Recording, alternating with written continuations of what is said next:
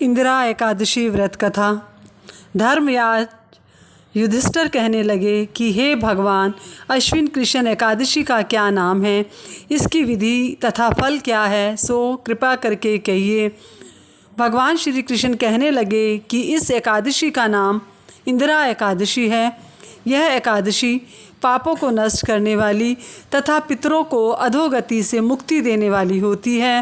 हे राजन, ध्यानपूर्वक इसकी कथा सुनो।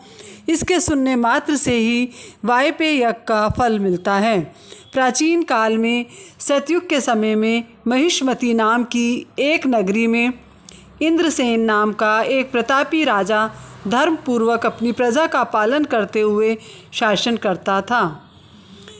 वह राजा पुत्र पौत्र और धन आदि से संपन्न और विष्णु का परम भक्त था। एक दिन जब राजा सुखपूर्वक अपनी सभा में बैठा था तो आकाश मार्ग से महर्षि नारद उतरकर उसकी सभा में आए। राजा उन्हें देखते ही हाथ जोड़कर खड़ा हो गया और विधि पूर्वक आसन व अर्घ्य दिया। सुख से बैठकर मुनि ने राजा से पूछा कि हे राजन, आपके सातों अंग कुशल पूर्वक तो हैं, तुम्हारी बुद्धि धर्म में और तुम्हारा मन विष्णु भक्ति में तो रहता है। देव श्री नारद की ऐसी बातें सुनकर राजा ने कहा, हे महर्षि, आपकी कृपा से मेरे राज्य में सब कुशल है तथा मेरे यहाँ यज्ञ कर्मादिक सुकृत हो रहे हैं। आप कृपा करके अपने आगमन का कारण कहिए। तब ऋषि कहने लगे कि हे राजन, आप आश्चर्य देने वाले मेरे वचनों को सुनो। मैं एक समय ब्रह्मलोक से यमलोक को गया। वहाँ श्रद्धापूर्वक यमराज से पूजित होकर मैंने धर्मशील और सत्यवान धर्मराज की प्रशंसा की।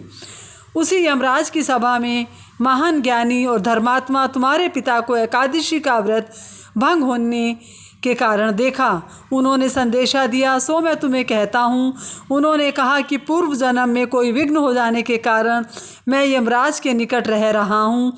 सो हे पुत्र, यदि तुम अश्विन कृष्ण इंदिरा एकादशी का व्रत मेरे निमित्त करो तो मुझे स्वर्ग की प्राप्ति हो सकती है।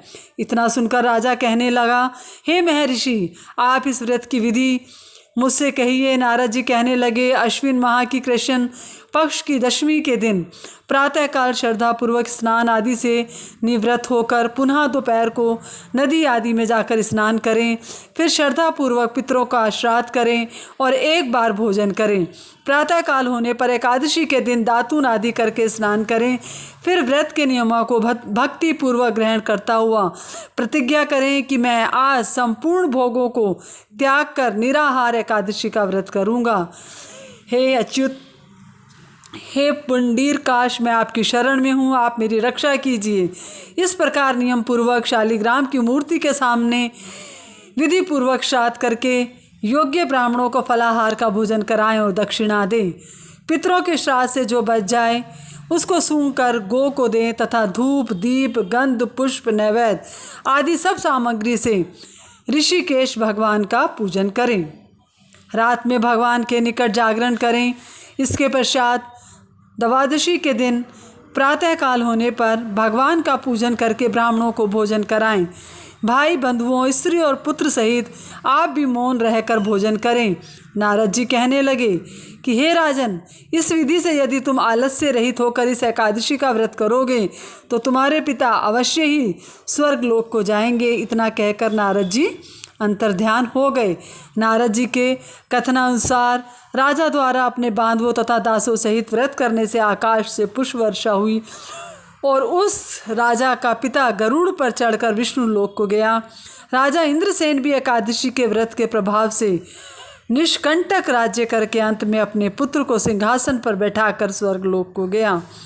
हे युधिष्ठिर, यह इंदिरा एकादशी के व्रत का महात्म्य मैंने तुमसे कहा। इसके पढ़ने और सुनने से मनुष्य सब पापों से छूट जाते हैं और सब प्रकार के भोगों को भोग कर वैकुंठ को प्राप्त होते हैं।